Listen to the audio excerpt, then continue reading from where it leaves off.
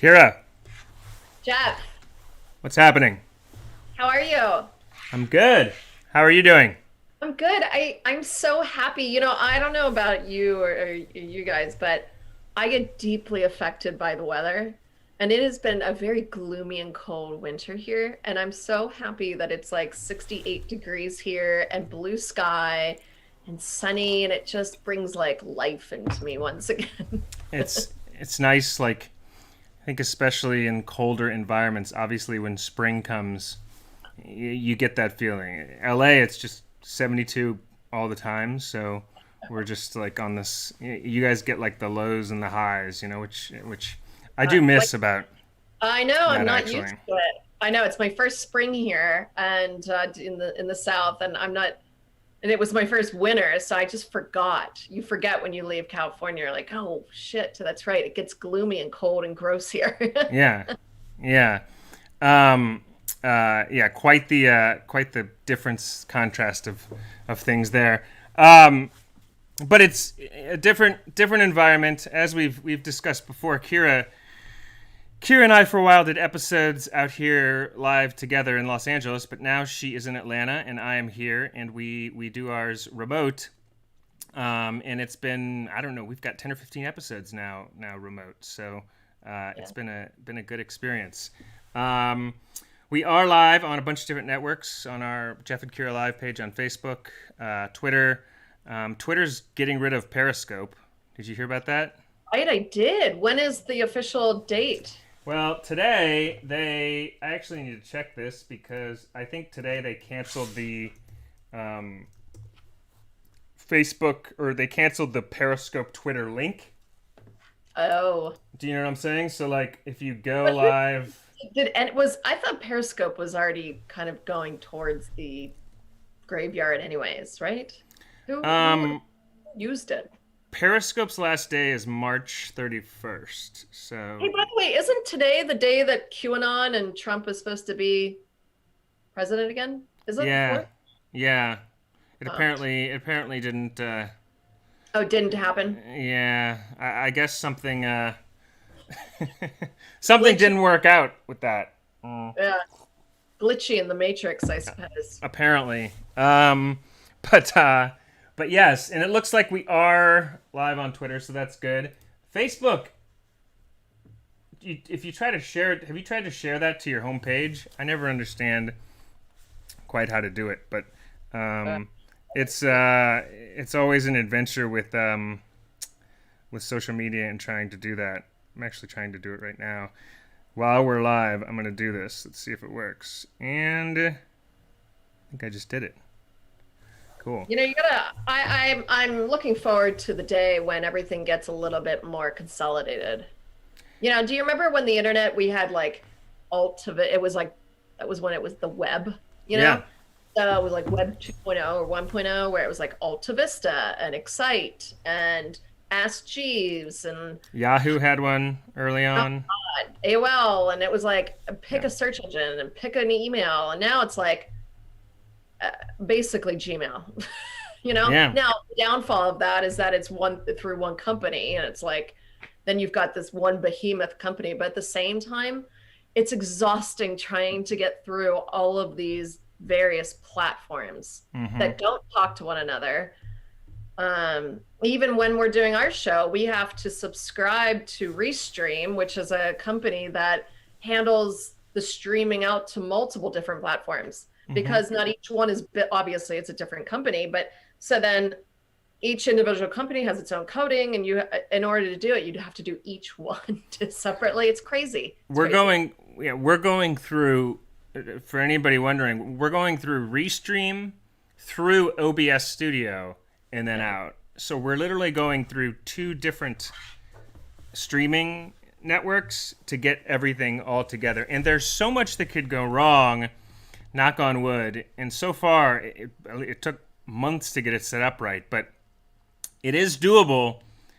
But as you said, it's not easy to do. So anyone wanting to start one of these things, it is, takes a lot more work with OBS and Restream and such than it looks. And I mean, one day we'll all be streamlined and it'll just go through one pipe instead of 20 different pipes, but we're not, technology hasn't gotten to that point yet. So, Yeah, I was gonna say, and that goes right into our topic today, is which is about the digitized world. Do you yeah. think that I think that we're gonna look back in years to come and remember when all of these social networks were hard to get together online, and you had to go through this complicated process, and all of that in 10 years is gonna look like the olden days. It's gonna look I like the keep like laughing. We'll have like the future memes of like, do you remember when you were shadow banned on Instagram? yeah, yeah, yeah.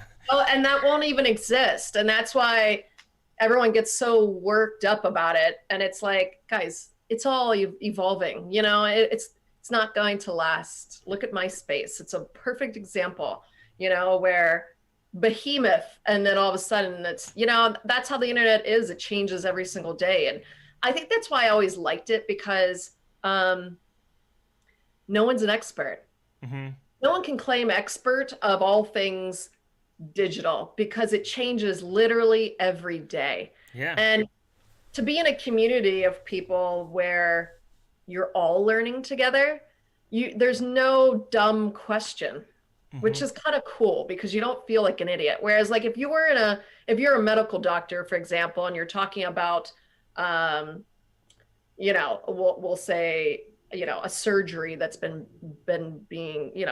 conducted for centuries. Um, you don't want to be the, you know, newbie trying to like, oh, well, how do you use this instrument? It's not like that. And in the internet and digital world, there are no dumb questions. And it makes me feel good, because then I always feel like, okay, I don't feel like an idiot asking this because nobody knows, or everyone's just learning on the fly. Yeah. I think that's very true, and I think that it's good that there aren't any dumb questions about it, because, as you said, we're all trying to learn, and it kind of brings into the topic of what we're going to get into today, which is cryptocurrency and NFTs and so on and so forth, and just how the whole everything's going digital, and it takes everyone a bit to wrap their head around everything that's happening, just especially in regards to, like, if you look at what's happening with NFTs, which is non-fungible tokens. You and I were discussing earlier. It's really going to change the way, it's going to change the business. It's going to change art. It's going to change, commerce, and everything really long term. It's going to really affect. And you and I were talking a moment ago to explain. I mean, there's cryptocurrency, and then there's non-fungible tokens, and these non-fungible tokens, from what we've said and come to understand, is you can. And by the way, what we're saying right now looks like Al Roker on the show when somebody in 1985 said, "Can you explain internet to them? Like, Yes. can you explain the internet?" And Yes. so this is me right now explaining non-fungible tokens. So in 30 years, people can laugh at me like, I think this is what those non-fungible tokens. So you guys can laugh, but wait 30 years and then laugh at this. So No, it'll be so quick. You'll yeah, be laughing about yourself in 6 months. That's how quick this is. It's yeah, not as like slow as like web 2.0. And I yeah, think to your point, you know, um, all of these terms like blockchain and crypto, anytime I heard the word cryptocurrency, I wanted to like throw up, because I was like, I can't. My yeah, brain can only handle so much a day. I can only learn so much. Like I've got all these platforms, and I'm just like, my head is about to explode, and you're going to add in cryptocurrency? Like, no. And I've always been like the majority of people who are like, I don't have time to learn about crypto. It's not really in my mainstream world. It's not changing my world right now. I don't need to learn it. But problem with thinking that way is that you will always be then um, part of the mainstream. Now, if you want to get in on something before it becomes the internet, that would be this time right now. And that's why I've had a couple people reach out to me and said, hey, because I just launched a 3D virtual art gallery, and they're like, "Hey, do you know anything about NFTs? You should really start researching about them and start minting your stuff." And I'm like, "I'm sorry, are you talking in English? Because I don't know anything that you're talking about. NFTs and blockchains." But it's so funny because these terms that we use are very similar to when the internet started, where it's like, what a world wide web and search engines, and I mean all kinds of terms that we were like, oh my god, what is this stuff, you Back in know? the Whereas day, they were like automobiles. He's driving one of those automobiles. Like what? right, What is and that that's all where about? and that it takes a little bit. Your brain doesn't want to like, it makes me squirmy to learn something like this new, because I feel very uncomfortable and like almost vulnerable, because I'm like, I want to know everything there is to know about this thing so that I don't sound dumb. But the problem is, this is pre-web Mm-hmm. stuff right now, and it's like before the internet hit its boom is where we're at right now in NFTs and all this cryptocurrency stuff. So it's Yeah. like, get in now, because in literally, and we're not talking a year from now, we're talking like the future's happening now in Yeah. this current moment, um, because you will be left amongst the rest of everyone just trying to learn all these new terms. So So the best time, and we're all, well, a lot of us are not very well informed on this now. So now is the time to get in. I think is the bottom line, and um, it's good to ask questions. So I think in the most elementary way, the best way to sum this up is NFTs are it's like it's a digital currency in the way where, like, say for example, you wanted to buy art or music or real estate. In the fungible world, you have the Mona Lisa, a painting, but in the non-fungible token world, you buy. This is again Al Roker explaining the internet. You buy a piece of the Mona Lisa, and you own it digitally. Correct? Is that? yeah, I mean, Grimes, I'm sure everyone knows Grimes. She's an artist. She just sold like $6 million worth of NFTs yesterday, like in an auction yesterday. Right. Like the amount of money that's in this stuff is ridiculous. It's Ridiculous. it's like complete gold mine. Most of it's probably completely overvalued, but it doesn't really matter because everyone's getting in and just flushing the market full of art. And the cool thing about it is that you own it. So what's the difference between um, owning a piece of art? Let's say you own a Picasso, Mm-hmm. or you have a poster of a Picasso. That's very different, right? The poster cost you $20. The Picasso cost you 3 million. Right. But you are the only person with that Picasso. You're the only one, because he only made one. He only made one version of that.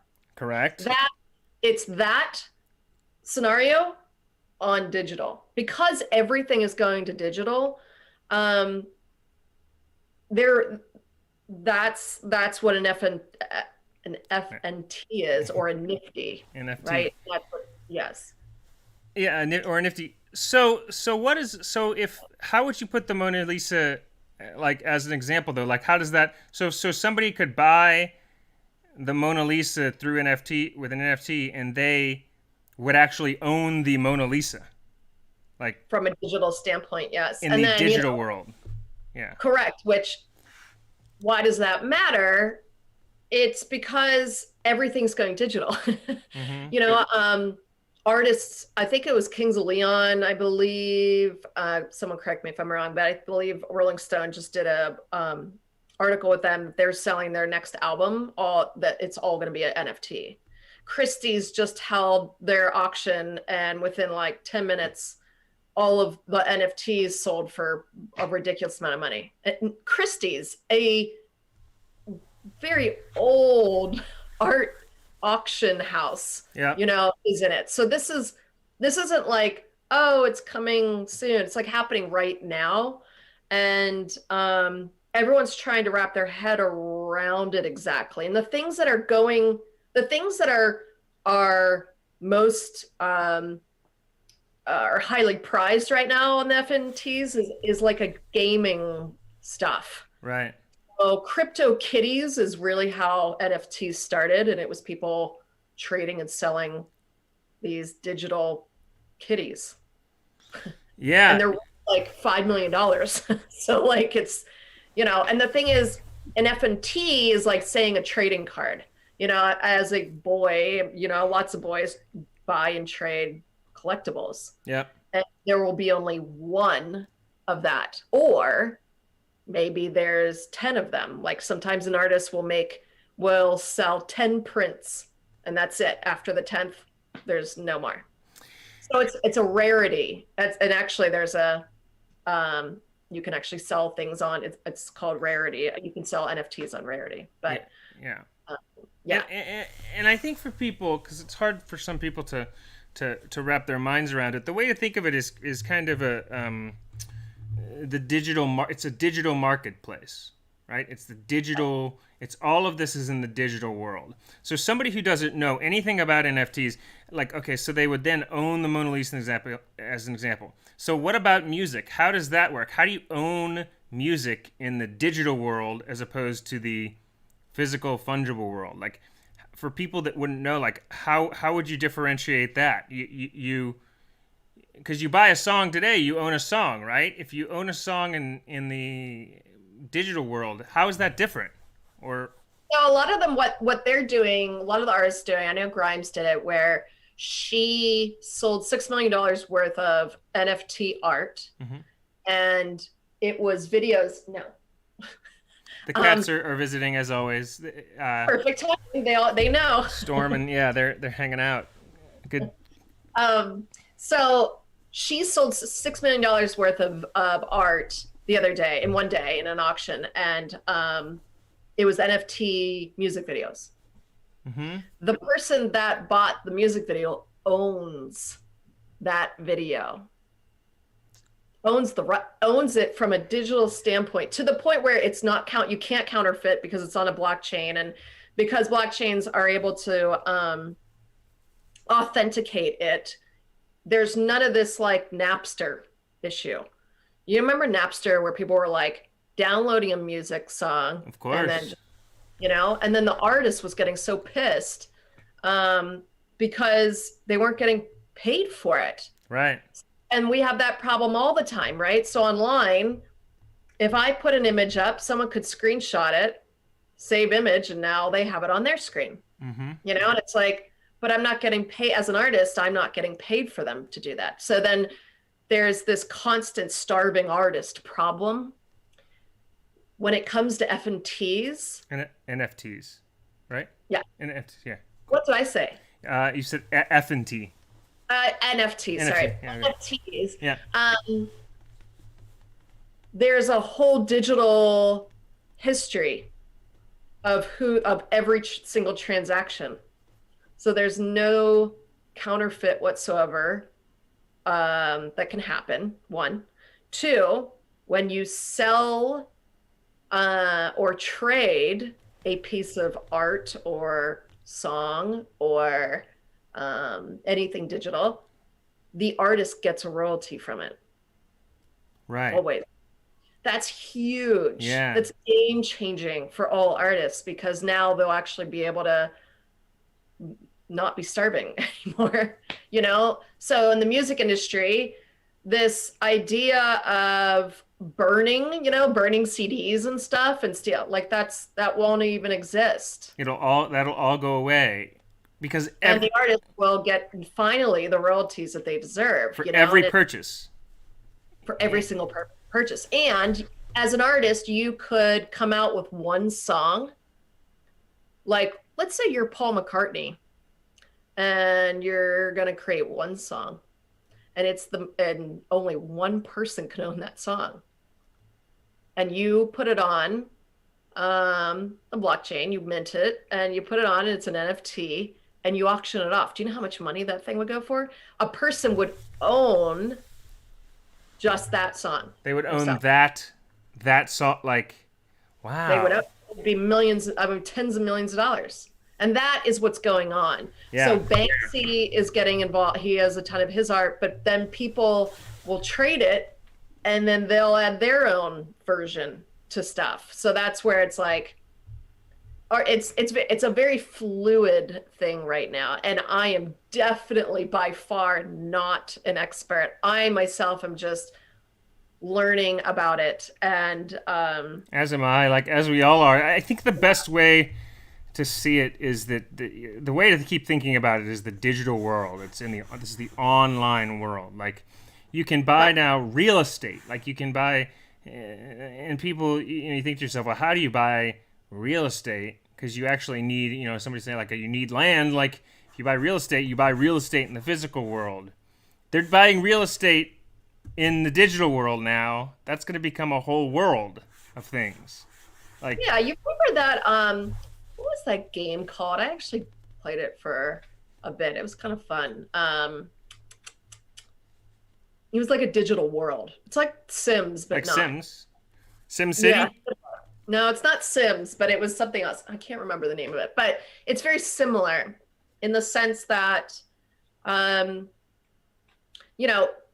I have a screen in front of me and I have a TV in front of me, and then I have my phone in front of me.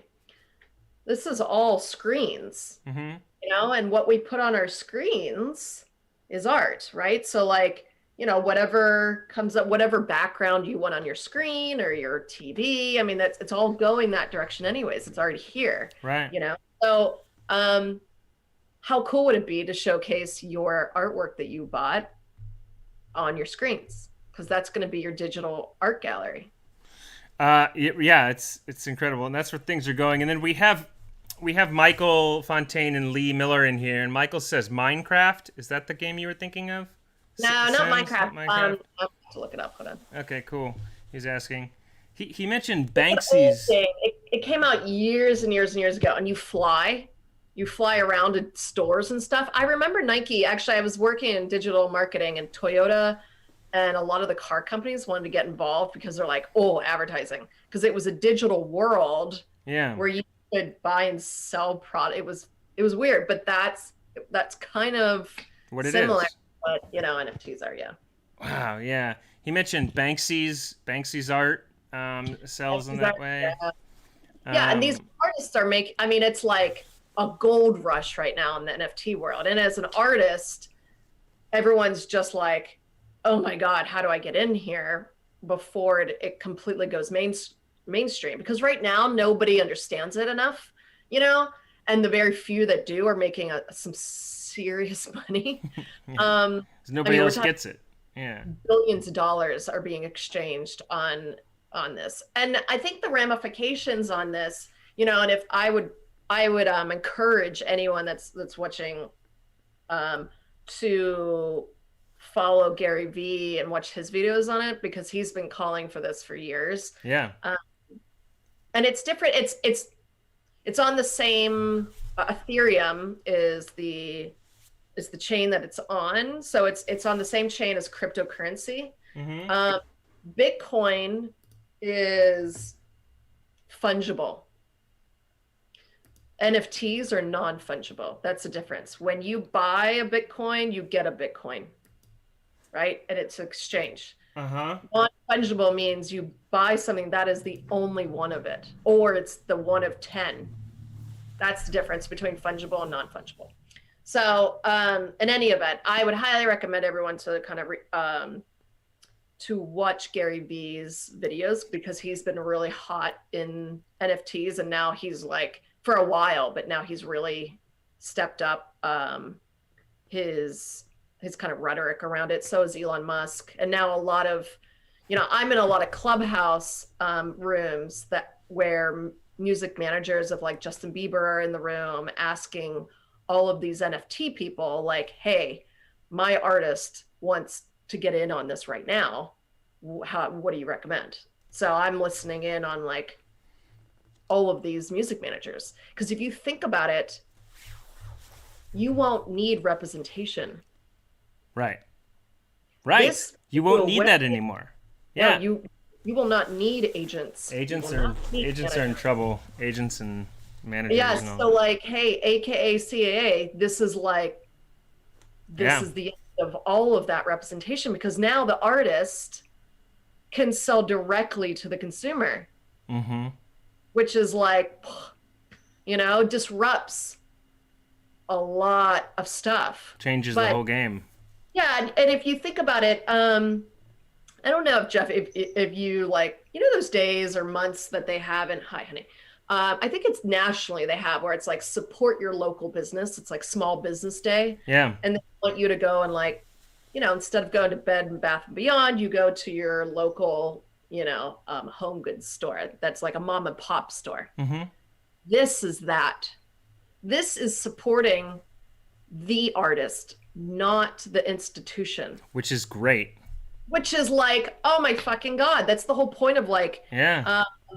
Burning Man Yeah. and, all of that stuff where it takes out the corporate greed and it's an exchange between people now. Yeah. And I mean, we're talking some serious disruption when you're talking like that. And just in the grand schemes of everything going digital, and Gary Vee talks about this, where, um, there won't be a need for the World Bank Yeah. and It's what that looks like. wow. And the thing is, countries like China and Russia and the US they haven't really gotten their hands around this. I mean, they're just realizing what social media does. Do you know what I Right. mean? Right. Yeah. It's true. And They're not equipped to handle the amount of disruption that will happen because they're like big behemoths and they don't have enough time nor resources. So it's like there's people, and how do you avoid taxing? How do you tax on digital assets? I mean, the whole game is going to be changed big in time. 10, People are 20 putting up, years. yeah, Finance, I mean, commerce, with the digital world, everything is changing. but it's not like 20 years. We're talking like it's changing right now. Yeah. We're just not aware of it. The minute you get into it, you're like, oh my God, this is a whole other world. I mean, Yeah. you're like, holy shit, this is matrixy. But Yeah. this stuff is happening now. People are making billions of dollars a day by buying and trading things that are like like a digital piece of art, that no other person on planet Earth has, and Right. could probably be worth X. Can you imagine a bank owning a Banksy piece of art? Yeah. He's putting his, I mean, like people will pay a ridiculous amount of money for that. Yeah, and it brings the question, Lee Miller says that, if everything's going to be digitalized, will the physical world even exist anymore? Like, Well, I like, almost liken it to like Wall-E. Have you seen the movie Wall-E? yeah, a long time ago. Yes, it's great. It's great, but it's kind of like a sign of the times, right? Where I mean, you've got all these overweight people sitting in their chairs and everything just comes to them. Amazon, that's a perfect example. You don't even have to leave your house. We're in Yeah. a pandemic. You think all of a sudden when the pandemic is quote over, which it's never really going to be over because I think COVID's going to be with us. You think it's just everything's going to go back to the way it was? You think everyone's going to go back into working 9 to 5 in office buildings? No. So then all the decorating, all that stuff, there's so much changing and shifting that the physical world will exist, but it won't really matter as much. I think the pandemic was like an accelerator in that way. It kind of And you accelerated and the I, digital world. you and I did a show and we talked about that usually during times like this, a pandemic or whatever, there's people cooking something up because as we are all sitting and trying to wait for the pandemic to be done, there are people inventing shit as we speak Right. that will come out from the pandemic. And I don't mean vaccines. I mean like the next internet. And NFTs, though they've been around for a bit, is the next internet. It is. That is, I mean, when you were making fun of yourself on the Al Roker and how Al Roker's trying to that video is amazing because it's hilarious because he's like World Wide Web and what does that mean? That is what we're talking about right now with NFTs. Yeah. Can you explain the internet? That's Al Roker and his broadcast partner. What was her name? But she goes, "Can you explain internet or something?" They were on there talking about it. And yeah, we're doing the same thing with NFTs. So it really is fascinating that all that's going online. Kind of. I know we've got to wind down. We're keeping this one a little bit shorter today, but I wanted to say that there's obviously been a lot happening with that. And there also is this new app which people are getting on. Just in the last 2 minutes, we can mention this. You're on Clubhouse. I'm on Clubhouse. We're going to start a room eventually with Kira and I talking on Clubhouse, inevitably, once we're across all networks flawlessly. But that's coming. We're going to create a room. What Clubhouse is, if you don't have it or know about it, it's an app where it has basically chat rooms and people can talk on audio. And then we can actually invite you up to the stage and you can get in the discussion too. So it allows a lot of audience interaction. Kira is on is it an alpha female a couple days a week? Yeah, reformed alpha female. And it's reformed alpha females who love men. But I think we changed the title to, I forgot what it was, she-wolves who love men or something like that. But it's a really cool app. One thing I will mention, though, that I just found out today is that when you create your Clubhouse bio, you can connect your link, you connect your Twitter and your Instagram. And when you're talking and conversing with people, they'll be like, oh, DM me, or whatever. And we're talking some big people. So like I was talking to Whale Shark, who is he owns billions of dollars worth of NFTs, and he lives in China. He's an amazing human being, but he's a very wealthy man in the crypto world. And he's like, oh, just DM me. And I DM'd someone else who has a podcast on NFTs. And then I saw an article today that came out like a week ago saying, if you say the word Clubhouse in a DM, or CH or anything that has to do with Clubhouse in an Instagram message, you will be shadow banned. So apparently Instagram hates Clubhouse. Why? Well, I know. It just goes back to the way we started today's episode where I'm like, I'm so over these various platforms that are like, can't say this word because you may be kicked off, and I'm like, oh my God. So I'm having to go back into my messages and apologize because I'm like, I'm so sorry. The way I said it, I was like, hey, I heard you speak in the Clubhouse room. And then I read this article saying that both the person and me will get shadow banned by saying the word Clubhouse. And it's like, I mean, they're doing that on all platforms. We just need to get to a place where, it can be annoying. We need to get to a place where everything is more centralized. As far as everybody having these rules and, it's just a mess. It's just fighting amongst them. Yeah, Michael Fontaine says he's asking about Clubhouse. So some people haven't even heard of Clubhouse. So download the app. We're both on there. Jamie says, what's up, Jamie? He says, man, that grinds my gears. Damn those platforms. Yeah, it's frustrating a lot of people. We need to get Clubhouse, that. I love Clubhouse, to be honest. You do get sucked in because you have really intellectual conversations with like really amazing people. Yeah. Like there's like big time people too, or just connecting with another human being on a really interesting topic. And all the rooms are titled and you can just pick whatever room you want to listen into. And it's invite only and it's only on iOS. Oh, that's right. It's still invite only, isn't it? Yeah. Well, one thing, just the last thing on it too is, a lot of people have wondered what's the incentive? What is Clubhouse doing differently from a lot of other new apps that have come out? And my summation of it is it does two things really well. It does the audience interaction really well. Nobody's done that as well as Clubhouse was, where people can come up and join and interact. It's only audio, but it's still done so well. And their interface is really well done and really like simplistic, like Apple level simplicity. The designers did a really good job with it. It seems to me those are the two big incentives. It's user friendly, and it's and it's the audience Q&A, the interaction, to be able to come up on the stage, that it does really well. That no, I mean, other apps did that, like Periscope. You could have people come in, and there's a way to do that on all these various apps. But it seems like Clubhouse specializes in that. Would you agree that there's the two things it seems to do I well? would say the third thing would be it's I've been in some rooms where there's like, some people arguing, but it's really actually, I think it's way better than Twitter in the sense that Twitter gets into the mud and it Yeah. just turns into like a mudslinging. You don't see that in Clubhouse.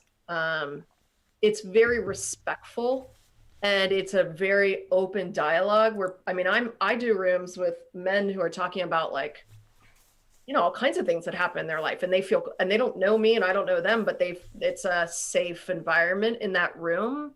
And I'm not saying all rooms are like this, but I'd say I haven't been in a bad room where it's like, oh my God, but you can leave the rooms if you want. And I think it's honestly the next social media.